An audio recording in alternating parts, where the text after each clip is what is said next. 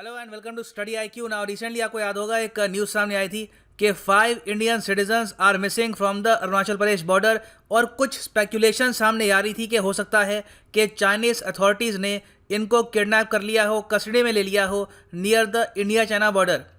अभी के लिए एक पॉजिटिव न्यूज़ ये है कि चाइना ने कंफर्म कर दिया है कि ये जो 5 इंडियन सिटीजन्स हैं ये इनकी कस्टडी में है। यहाँ पे आप देख पाएंगे ट्वीट है बाय किरण रिजिजू, यूनियन मिनिस्टर। ये कह रहे हैं कि चाइना की जो आर्मी है इसने रिस्पॉन्ड किया है to the hotline message send by the Indian army.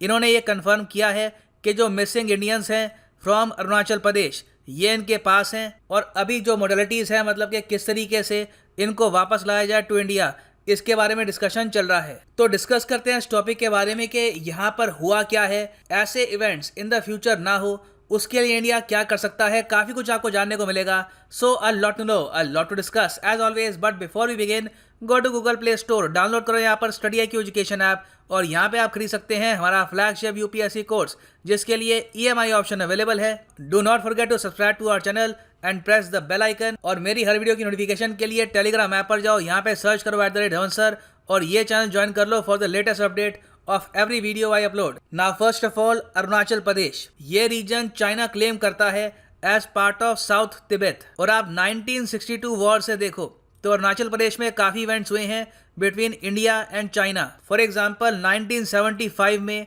China की पीपल्स लिबरेशन आर्मी ने 4 इंडियन सोल्जर्स को अटैक किया था नियर द तवांग रीजन। उसके बाद अगर हम देखें तो 1986-87 के बीच में दोनों कंट्रीज की आर्मी बिल्कुल आमने सामने आ चुकी थी और ऑलमोस्ट वॉर जैसी स्थिति हो गई थी इन अरुणाचल प्रदेश। सो हिस्टोरिकली आप अगर देखो तो अरुणाचल प्रदेश की बॉर्डर के आसपास इंडिया चाइना के काफ़ी इश्यूज हुए हैं।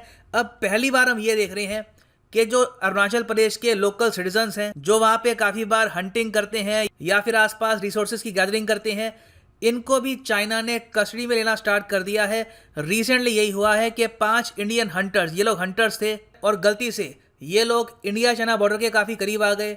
वहाँ से चाइनीज़ अथॉरिटीज़ ने इनको कस्टडी में ले लिया, और चाइना ने इनिशियली ये एक्सेप्ट भी नहीं किया ओपनली कि 5 इंडियन सिटीजन्स इनकी कस्टडी में हैं। जब चाइना से पूछा गया कि न्यूज़ आ रही है कि 5 इंडियन सिटीजन्स को आपने किडनैप कर लिया है, तो इनका यहाँ पे आंसर ये था, आपने यहाँ पर बात करी है अरुणाचल प्रदेश के बारे में, हमें नहीं पता कि अरुणाचल प्रदेश क्या है। हम लोग मानते हैं कि ये रीजन पार्ट है ऑफ सदर्न तिब्बत, और चाइना ने कभी भी ये so called Arunachal Pradesh territory recognise नहीं करी। तो ये चाइना की स्टेटमेंट थी।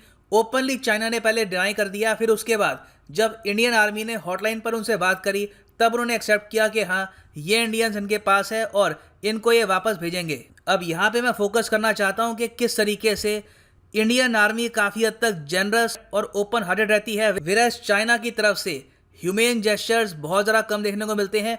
फॉर एग्जाम्पल यहाँ पे आप देख सकते हैं, ये एक इमेज है। रिसेंटली क्या हुआ था कि near the line of actual control China की तरफ से इनके 13 याक एक टाइप का जानवर होता है और 4 कैल्व्स इंडिया की तरफ आ गई थी। तो इंडिया ने जो भी यहाँ पर इनके जानवर थे, जो भी इनका कैटल था, ये वापस चाइना के फार्मर्स को पहुँचा दिया, और चाइना की अथॉरिटीज़ ने यहाँ पर इंडिया का थैंक भी किया फॉर दिस ह्यूमेन जेस्चर। तो इंडिया का आप अगर देखेंगे तो रिकॉर्ड रहा है कि अगर मान लीजिए चाइना का कोई हंटर हो या फिर इनका कोई लॉस्ट सिटीजन हो जो यहाँ पे आ गया हो, तो इंडिया हमेशा उनको वापस भेजता है और कभी भी उनको कस्टडी में नहीं लिया गया। सो इससे देखो एक बात क्लियर होती है कि बॉर्डर में क्या पॉलिसी होगी, आर्मी के सोल्जर्स का क्या कंडक्ट होगा, इसको लेकर इंडिया और चाइना की कंप्लीटली डिफरेंट पॉलिसी है। तो शायद अब टाइम आ चुका है कि इंडिया भी चाइनीज सिटीजन्स, इनकी जो कैटल है, इसको लेकर इतना लीनियंट ना रहे। अगर इनके सिटीजन्स भी हमारी साइड आते हैं, शायद टाइम आ चुका है कि हम भी इनके सिटीजन्स को कस्टडी में ले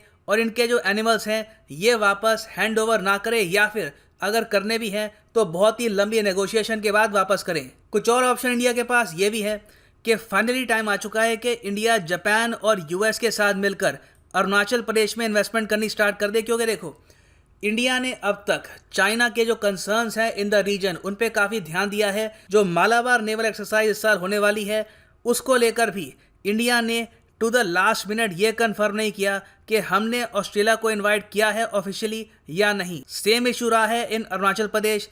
इवन दो US की तरफ से बार बार प्रपोजल आया है, यहाँ पे आप देख पाएंगे ये आर्टिकल है फ्रॉम 2019।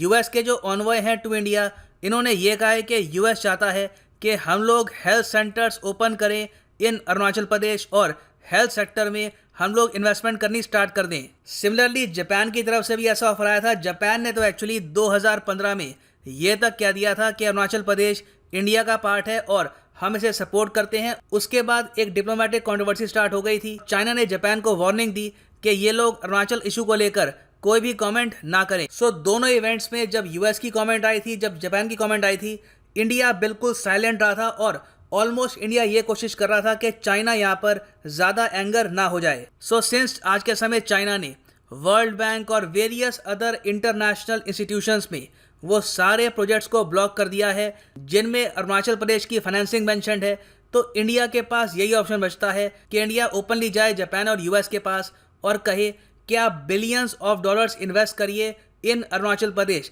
अगर अरुणाचल प्रदेश में ये दोनों देश मिलकर 10 से लेकर 15 बिलियन भी इन्वेस्ट करते हैं, जो बहुत ही बड़ा अमाउंट नहीं है फॉर बोथ द कंट्रीज, इसी से आप देखेंगे कि ये स्टेट रैपिडली ट्रांसफॉर्म हो सकती है इन द नेक्स्ट 5 ईयर्स।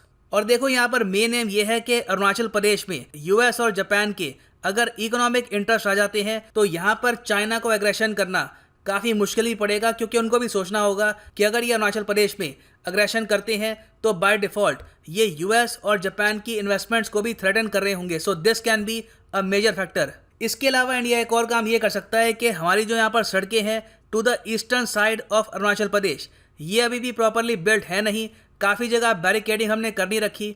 तो ये भी इंपॉर्टेंट है कि अब इंफ्रास्ट्रक्चर बॉर्डर के आसपास और डेवलप करें, ताकि जो हमारे सिटीजन्स हैं ये गलती से भी बॉर्डर के ज़रा करीब ना जाएं और चाइनीज़ अथॉरिटीज़ को ये मौका ना मिले कि वो हमारे नागरिकों को कस्टडी में ले। ये सब स्टेप्स उठाने काफ़ी इंपॉर्टेंट है, नहीं तो अरुणाचल प्रदेश की बॉर्डर के पास हमारे जो नागरिक हैं चाइना बार बार इनको कस्टडी में लेता रहेगा और इससे चाइना को लीवरेज भी मिलेगी ओवर इंडिया। सो अभी के लिए ये है एंड इस वीडियो का। Thanks for listening and as always God bless you all.